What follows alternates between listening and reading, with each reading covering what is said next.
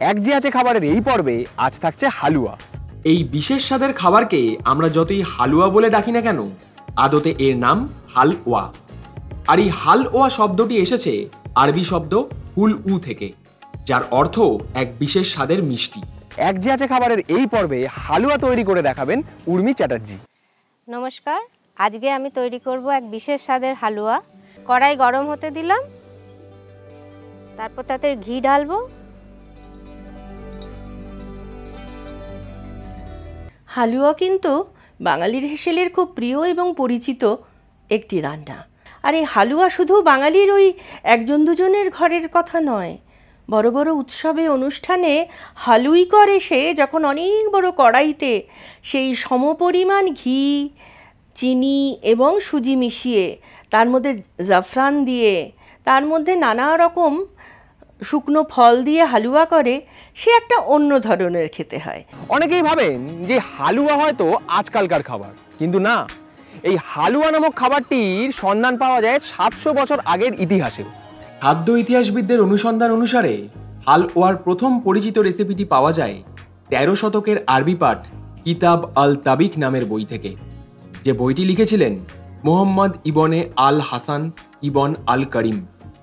এই বইতে উল্লেখ ছিল হালুয়ার 8টি ভিন্ন জাতের এবং তাদের রেসিপি। এবার এই সুজিটা আমি এই শুকনো খোলায় দিয়ে দেব।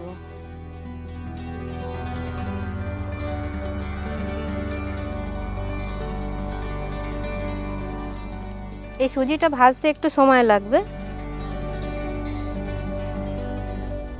আর এটা কম আঁচেই করতে হবে।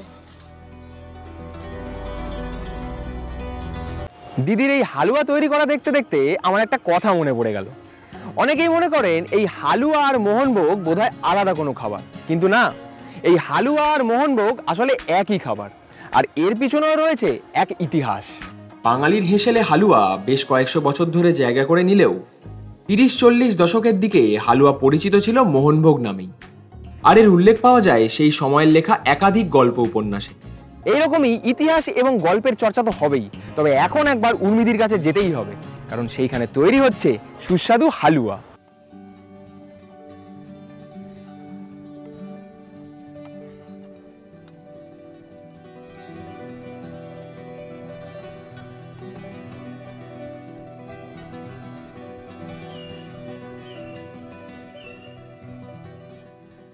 এবার আমি চিনিটা মিশিয়ে দেবো।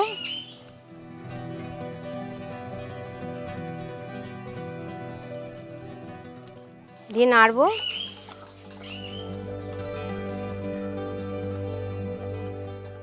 দিয়েতে আমি এই ভেজে রাখা ড্রাই ফ্রুটসগুলো সব দিয়ে দেবো।